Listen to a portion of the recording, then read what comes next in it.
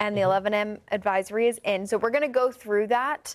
But why I think this is important is because not only will we see this eyewall replacement cycle likely happen in the next 12 hours, maybe 12 to 24 hours if I wanted to be on the safe side, it opens up the door for further strengthening, but also too, I think this eyewall replacement cycle will finally open up the door to bring us back to that neutral and track that's been further south the last couple hours. Jane, the 11 o'clock advisory just came in. We do want to make sure that we explicitly let you know that the winds are now up to 155 miles per hour. That is literally the highest of echelons of a Category 4 storm, usually at 157. That is a Category 5. And the National Hurricane Center saying they are now forecasting this to become a Category 5 hurricane, the highest on the Saffir-Simpson scale. You can see that the pressure is down to 923 millibars. And this now, an update on the cone is what we're seeing. And at least as of what I'm seeing, what jumps out to me is this right here. By the overnight hours tonight into early tomorrow morning, those winds have increased in terms of what the National Hurricane Center is projecting. That is a Category 5 storm by tomorrow morning as this gets dangerously close to not only the island of Puerto Rico, but also the Lesser Antilles, the northern half of that. So no direct landfall impacts. That's the good news out of all this. But when you have a strong storm like this, we're talking about intense rip currents, intense wave action, wind obviously, and then rain is going to be a huge player in this too. They did not go to a Cat 5. That's telling. Yeah. Right? So waiting to see, the hurricane hunters are going to be flying through the storm all day long.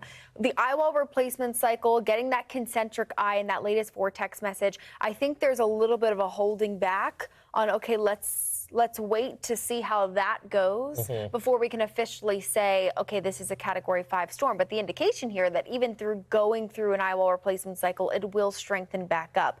But to my point before on kind of staying a little further to the south, I think even with this updated cone, hugging the left side of the track. And why that's important, because for the United States, while we're confident that this is going to curve, right, and it's going to stay offshore of the East Coast, the more left-leaning we are on the track, the bigger the impact is going to be with those wave heights, with the rip currents, with beach erosion, and perhaps even in spots like the Cape Hatteras and the Outer Banks, even a little bit of storm surge. And I'm careful when I say that, but at the same time, you think about how much energy is out there being pushed from this massive storm that is only going to grow in size.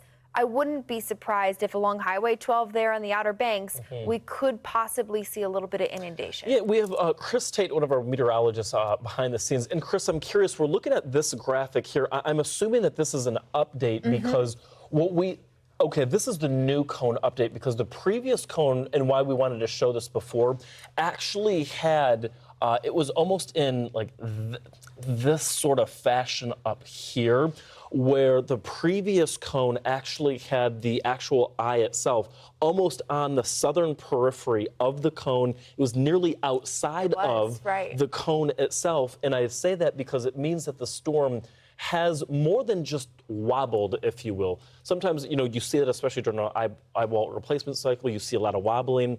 This almost looks like it was on another course and another track that was a little further south, which, to your point earlier, is going to bring much more surf action to the northern sides of Puerto Rico. But despite that, no alerts still. In this latest advisory, they still did not issue alerts for the U.S. Virgin Islands and Puerto Rico. But nonetheless, tropical storm force wind gusts, rain, and rough surf still likely.